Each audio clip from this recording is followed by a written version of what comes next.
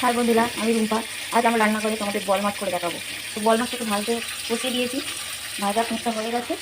বল মাছটা আলু বেগুন দিয়ে রান্না করে দেখাবো কীভাবে আমি বল মাছটা তৈরি করি, দেখতে থাকি। বেগুনটা একটু ভেজে নিচ্ছি, আলুটাকে হালকা করে ভেজে নেব। আলুগুলো আমার ভাজা হয়ে গেছে। এবার ওই কড়ার মধ্যে তেল আছে, তেলের মধ্যে কালো জিরে একটু দিয়ে দেবো, কুচনো পেঁয়াজগুলো দিয়ে দেবো। পেঁয়াজটা আমার ভাজা হয়ে গেছে। এবার আদা রসুন বাটাটা দিয়ে দেবো, কুচনো টমেটোটা দিয়ে দিলাম। এবার অল্প করে একটু লবণ দেবো যাতে টমেটোটা একটু গলে যায়। হলুদ গুঁড়ো দিলাম, লঙ্কা গুঁড়ো দিলাম। মশলাটা আমার সুন্দরভাবে কষানো হয়ে গেছে। এবার একটু জল দিয়ে দেবো। এরপর ওই জলের মধ্যে আলুটা দিয়ে দেবো, আলুটা একটু সিদ্ধ করানোর জন্য দিয়ে ঢাকা দিয়ে দেবো। আলুটা আমার সিদ্ধ হয়ে গেছে, মশলাটাও সুন্দরভাবে কষানো হয়ে গেছে। এবার জল দিয়ে দেবো।